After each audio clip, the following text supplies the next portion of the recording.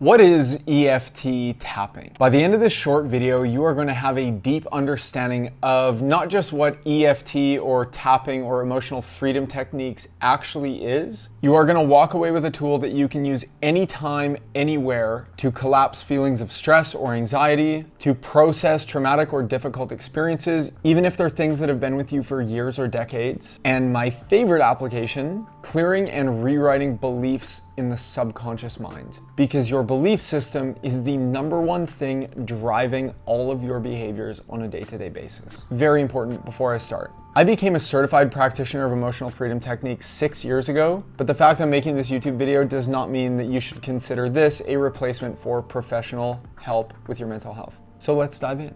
What is tapping? In the 1980s, there was a man named Roger Callahan who had a deep understanding of kinesiology and Chinese medicine. He had a client named Mary with a debilitating water phobia. Even though she had tried talk therapy and different methods for decades, nothing had worked. Going out on a whim, Roger told her to look at the pool outside of his office and ask her how much discomfort it brought her on a scale of 1 to 10. She was obviously riddled with anxiety, and she said she felt the fear in her stomach. Roger took a roll of the dice and told her to start tapping on the point right underneath her eye, which he knew through his studies of Chinese medicine was connected to the stomach meridian. In less than 15 minutes, Mary's phobia was not only completely gone, she walked outside down to the pool and splashed water on her face. The phobia never reappeared. And so began what was known as TFT, or thought field therapy. Fast forward to the 1990s, and a man named Gary Craig, a disciple of Roger Callahan, he learned Roger's techniques, but in his opinion, thought field therapy was too complicated. So instead of having tapping algorithms for different points based on various issues, he thought, well, what if we just tapped on all of the points and maybe people would get the same result? And they did. Gary had a deep calling to release this information to the world and heal millions of people. And so was the birth of EFT, or emotional freedom techniques, or what we know today as tapping. So how does it work? Inside of your brain, there are two almond-shaped glands called your amygdala. Amygdala being Greek for almond. Fun fact. Think of the amygdala like your brain's smoke alarm. It's always on the lookout for potential danger. When there's a perceived threat in the environment, real or imagined, the amygdala starts firing and signals to the body, fight, flight, or freeze. I don't have to explain this one too far because we've all experienced this at some point in our lives. But what are the odds that the voicemail from your boss or the text from your ex are actually life-threatening? Very slim, but that ancient part of your brain doesn't really know that. So tapping can literally turn down the volume on that amygdala in a matter of seconds or minutes. So tapping communicates directly with those small glands in your brain and can literally shift you out of that fight, flight, or freeze state, your sympathetic nervous system, into a state of calm, into a state of rational thinking, and activate that rest and digest parasympathetic side of your nervous system. Tapping can also work with a part of your brain called the hippocampus, which is responsible for long-term memory. We all have memories that if we had to focus on them long enough, we could feel some sort of emotion tied to them. But the thing is, if you keep replaying that scenario in your head over and over, and you keep feeling that same set of emotions, you're still invisibly anchored to the past. There's nothing you can do to forget the experience. If you can lessen the emotional charge, then your brain will just put it in the filing cabinet of things we don't need to think about anymore. As Dr. Joe Dispenza says, a memory without the emotion is called wisdom. So we've talked about the brain. What about the body and the nervous system? You could assume that your body, just like everything else in this amazing universe we live in, is compiled completely of energy. We have energy highways that run all throughout our body, referred to as meridians. Past traumas, heightened emotional experiences, they can create little roadblocks in these meridians. Since tapping works with your body's energy system, it works to free or release you from those emotional blockages. And my favorite thing is just how fast it works. This is why it's so common that even after one session, people just say they feel a sense of lightness that they haven't felt in years. And now it's time for you to try it in real time. First, I want you to start by picking a certain thing in your life. I don't want you to dig up the worst possible thing you can think of, but it has to be something more than just the person who cut you off this morning in traffic. To measure the intensity of the emotions that we feel around this, we use something called a SUD scale. This stands for subjective units of distress. So I want you to rate this out of 10. 10 being it sends me into a total panic spiral that I can't get out of. 0 would be there is literally no emotional attachment whatsoever. If you can, try to find something that's ideally above a 5. Next, tapping is typically done in what we would call rounds. So a round of tapping is split into 2 parts, a setup statement and a reminder phrase. A setup statement is done by tapping on the side of the hand and repeating a statement that states the negative emotions you're feeling around this certain event. And the language would go something like this. Even though I feel X, I deeply and completely love and accept myself. Or I accept myself and how I feel. Whatever works for you. Now you might be thinking, oh, I thought I was supposed to think positive. Yeah, positive thinking is great when your brain, your body, and your nervous system are on board. But if you're trying to positive think your way out of a negative state, you're either going to get nowhere or you might even make it worse. If your nervous system is not on board with your positive thinking act, it's going to reject those positive thoughts before they even make it past the brainstem.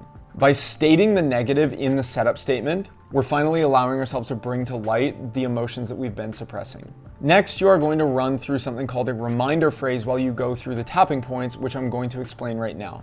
Now, a reminder phrase is basically a condensed version of the setup statement. After you've done the setup statement 3 times, tapping on the side of your hand, the reminder phrases are going to go through each tapping point until you've completed 1 round. The tapping points are as follows. You have the inside of your eye or the eyebrow point. You have the outside corner of your eye. You have underneath your eye. You have underneath your nose, underneath your mouth, your collarbone, which is actually just below and just inside of center from your collarbone. You have the underarm, which is basically on the side of your rib cage, and you have the top of your head, which is basically your crown. Once you've gone through all of these points in this sequence, stating your reminder phrase and focusing on the thing that is bothering you, you will have completed 1 round. After this, we're going to measure that number on the SUD scale and see if it's shifted at all. Almost all the time it's going to go down. Don't be surprised if sometimes it stays the same or even goes up a tiny bit, especially if it's something that you have been trying to get away from for a very long time. It's not a bad thing. You're finally just bringing it from the subconscious to the conscious so that you can let it go forever. So let's try it out right now.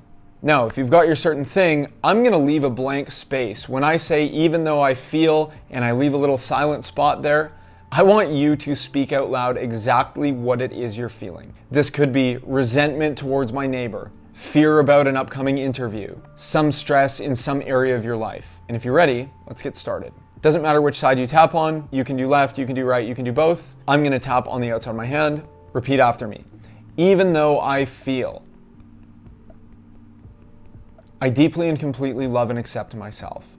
Good, we're going to do that 2 more times. Even though I feel, insert the thing that you're feeling about. I deeply and completely love and accept myself. Good, once more. Even though I feel, I deeply and completely love and accept myself. Now we're going to collapse that statement down. You can tap through the points with me. I will guide you every step of the way. Tapping on the eyebrow point. All of this worry about this certain thing. Good, shifting to the side of the eye, and I just want you to focus on the thing that is the thing. You can keep your eyes open, you can close your eyes if you'd like. Good, tapping underneath the eye. All of this anxiety about this certain thing. Underneath the nose, all of this fear about this certain thing. Underneath the mouth, all of these negative emotions stored in my body. Collarbone point, all of this fear and worry. Underneath the arm, I've been doing my best to push it down. And the top of the head, all of this worry about this certain thing. Good, you can stop, take a deep breath in, let it out. Now I know that we were pretty general there, and tapping works exceptionally well and very quickly when you are extremely specific about the issue or the belief that you are trying to work through. But I want you to think about that thing, and I want you to think about your number. I want you to feel if that number has changed at all. So maybe if you started and it was a 7 and now you're like, well, it's actually kind of like a 5 or a 4. It's not as big of a deal as I thought it was, which is most things. Now, once you've got it to a 4 or below, you can start to tap on some more positive statements. But one of the biggest mistakes people make with EFT is shifting to the positive too quickly. So if it went from an 8 to a 6, do another round on the negative and try to get more specific if you can. The more specific you can get, the faster you're going to collapse the issue. So an example of shifting to the positive, which you don't need to do the setup statement for, you could just go straight to the eyebrow point and say something like this. Follow my lead if you'd like. I'm actually starting to feel okay about that certain thing. Side of the eye. Because deep down in my soul, I know. Underneath the eye, that whatever comes my way, I'll find a way to handle it. underneath the nose. Worrying about it was not doing me any good. Underneath the mouth. Maybe this situation is not as bad as I think it is. Collarbone point. And maybe there's a chance. Underneath the arm. Everything is going to work out just fine. And to the top of the head, just like it always does. Good. Stop. You can take a deep breath. Let your body relax. Go back to your number. We'll use the positive a lot when we're underneath a 5, so we're trying to get it from a 4 to a 2 or a 2 to a 1. And ideally, you want to get the negative emotion tied to that thing down to a 0. Doesn't always happen, but any movement down the scale is a step in the right direction. Now, what happens when tapping is not working? These are a couple of the most common mistakes that people can make, especially when they're first starting out. The first one is being way too general. So if you're having a bad day and you're really anxious about something, it's usually not going to be enough to just tap on something like, even though I feel anxiety today. There's nothing wrong with that, and it's not going to hurt you in any way, shape, or form. But what are you anxious about? What are the specifics? Why are you anxious about that thing? When did you learn to be anxious about that thing? When you can get super granular with it, you're going to get really good, and you'll be able to collapse these feelings much faster. Another situation is simply shifting to the positive way too quickly. If you feel an intense set of emotions around a certain event, focus on that one thing until you've started to feel yourself clear it. Then you can move to more positive statements. But people start tapping on their positive affirmations way before they've dealt with the actual core issue. A third scenario is when you haven't collapsed enough details around the event, usually if it's something in the past that's bothering you.